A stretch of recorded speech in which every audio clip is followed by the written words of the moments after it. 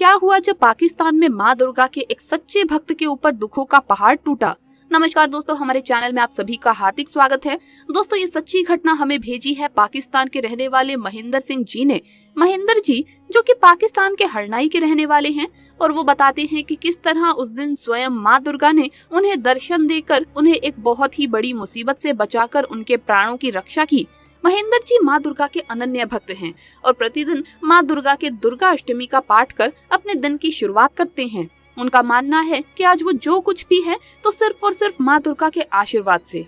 बात करें उनके परिवार की तो परिवार में भी माँ दुर्गा की कृपा से हमेशा खुशहाली बनी रहती है। माँ दुर्गा के आशीर्वाद से उनके परिवार पर आने वाला हर संकट पल भर में दूर हो जाता है। ये बात सन 2012 की है, जब माँ दुर्गा के नवरात्रे के व्रत चल रहे थे। हर बार की तरह इस बार भी उन्होंने माँ दुर्गा के 9 दिनों में उपवास रखे हुए थे। पाकिस्तान के जिस गांव में वो रह रहे थे वहां आसपास कोई मंदिर स्थित नहीं था, जिस कारण उन्हें माँ दुर्गा के दर्शन करने के लिए करीबन 5 किलोमीटर दूर जाना पड़ता था। उनके लिए हर रोज मंदिर जाना तो मुमकिन नहीं था। जिस दिन उनकी ड्यूटी की छुट्टी होती थी उस दिन वो अपनी पत्नी के साथ मंदिर जाने का निर्णय लेते थे। दोस्तों, माँ दुर्गा का ये मंदिर करीबन 5 किलोमीटर की दूरी पर था और इस रास्ते में बहुत ही घनघोर जंगल भी था, जहाँ काफी खतरनाक जंगली जानवर रहते थे, जिस कारण मन में डर तो था मगर माँ दुर्गा के प्रति विश्वास भी था। उन्हें यकीन था कि माँ दुर्गा कभी भी अपने दरबार में आ रहे भक्तों पर किसी भी बड़ी मुसीबत को नहीं आने देंगी और इस विश्वास के साथ वो अपनी पत्नी के साथ माँ दुर्गा के दर्शन करने के लिए निकल पड़े। यहाँ से माँ दुर्गा के मंदिर पैदल जाना लगभग नामुमकिन था, इसीलिए उन्होंने मोटरसाइकिल से जाना सबसे बेहतर समझा। वो और उनकी पत्नी मोटरसाइकिल से मंदिर के लिए निकल पड़े। मंदिर में माँ के दर्शन करने के बाद जब वो घनघोर जंगल से गुजर रहे थे कि तभी उन्हें खूंखार आवाज सुनाई दी।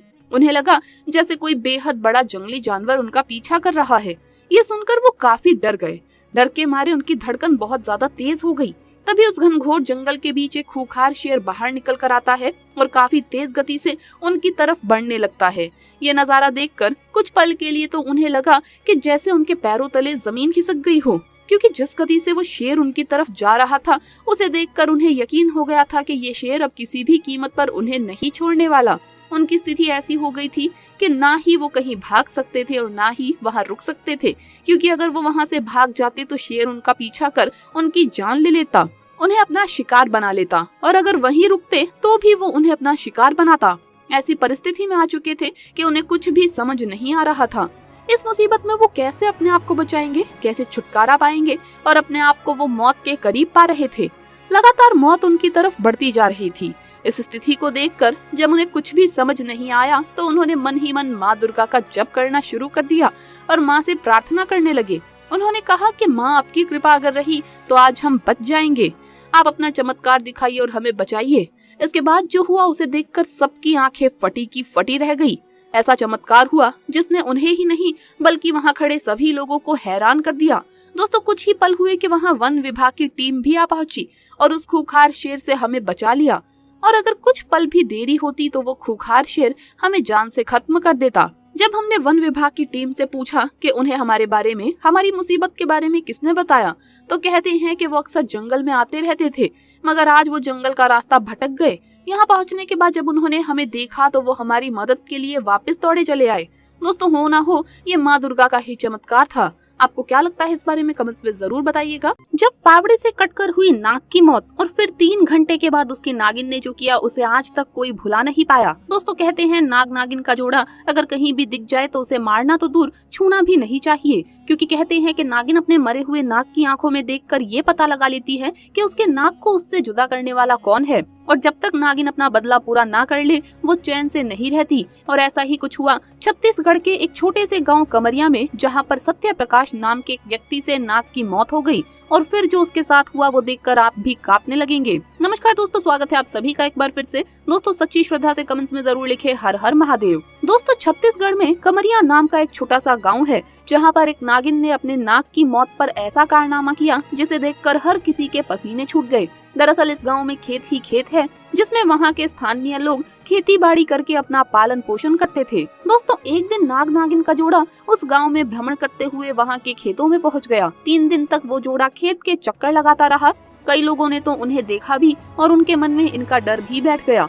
ऐसे में कुछ लोगों को खेत में जाने से डर लगने लगा।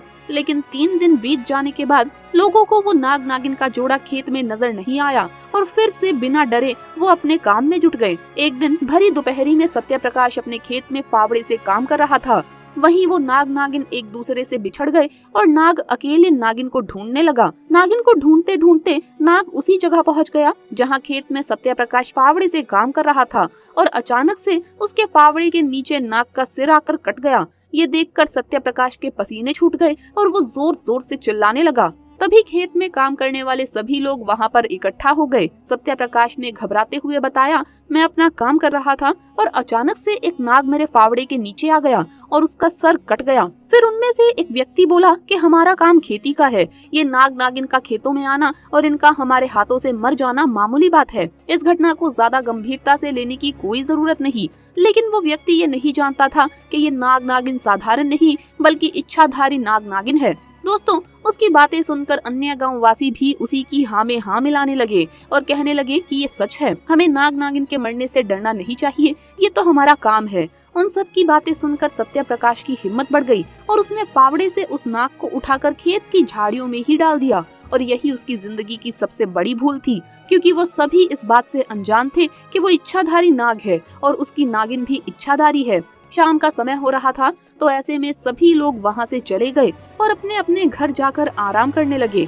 वहीं सत्य प्रकाश भी बेफिक्र होकर अपने घर में खाना खाकर सो गया। लेकिन वो नागिन शांत कहाँ रहने वाली थी और अपने नाग की मौत का बदला लेने के लिए उसी दिन उसकी मौत के 3 घंटे बाद वो नागिन उनके गांव में गई और सत्य प्रकाश के घर को ढूंढते हुए गांव वासियों के घर में घुसकर लोगों को डसने लगी। उस नागिन ने जैसे ही 2 घरों में लोगों को डसा तो पूरे गांव में हड़कंप मच गया। सभी लोग चिल्लाते हुए गांव के बाहर एकत्रित हो गए। फिर वो नागिन गांव के महादेव मंदिर में चोटी पर जाकर बैठ गई और देखते ही देखते उसने एक विशाल रूप धारण कर लिया। वो देखने में बहुत ही भयानक और डरावनी हो गई। उसका ऐसा रूप देखकर वहाँ मौजूद लोगों के पसीने छूट गए। उसे शांत करने के लिए मंदिर के पुजारी ने मंत्रों का उच्चारण जोर जोर से करना शुरू कर दिया। कुछ ही देर में वो नागिन अपने साधारण रूप में परिवर्तित हो गई और मंदिर से उतरकर दूर जाने लगी। वो पूरी तरह से शांत होकर अपने रास्ते चली गई। फिर पुजारी को सत्य प्रकाश ने अपने साथ घटी घटना के बारे में बताया, क्योंकि सत्य प्रकाश को संदेह था कि शायद ये सब उसी वजह से हो रहा है। पुजारी ने सत्य प्रकाश से कहा कि तुमने उस नाग को अनजाने में मारा है, लेकिन उसे झाड़ियों में फेंक देने की भूल ही अब तुम्हारी जान की दुश्मन बन बैठी है। पुजारी ने सत्य प्रकाश को कुछ मंत्रों का एक ताबीज बना कर दिया और कहा, मैं बस तुम्हारी रक्षा कर सकता हूँ, लेकिन तुम्हारे कर्म को मिटाया नहीं जा सकता। वो इच्छाधारी नागिन है जो आज नहीं तो कल अपने नाग की मौत का बदला जरूर लेगी, लेकिन ये तावीज उसे तुम्हारे पास पहुँचने नहीं देगा। दोस्तों, अब सत्य प्रकाश की उम्र 73 साल की है, लेकिन वो तावीज को हमेशा अपने पास रखते हैं, इसीलिए वो आज तक उस नागिन से सुरक्षित है। दोस्तों, हमें कभी भी बेवजह किसी भी जीव को कोई हानि नहीं पहुंचानी चाहिए, लेकिन अगर गलती से ऐसा कुछ हो गया हो तो ऐसे में विधिवत उसका अंतिम संस्कार जरूर करें। सत्य प्रकाश ने नाग का अंतिम संस्कार ना करके उसे झाड़ियों में फेंक देने की जो भूल की, वो गलती उसकी जिंदगी की सबसे बड़ी गलती थी। दोस्तों, इसी बात पर सच्ची श्रद्धा से कमेंट्स में जरूर लिखे हर हर महादेव। वीडियो अगर अच्छा लगा हो तो इसे लाइक करें, अपने दोस्तों के साथ शेयर करें और हमें सब्सक्राइब करना ना भूले। जल्द मुलाकात होगी अगली वीडियो में। हर हर महादेव, जय महाकाल।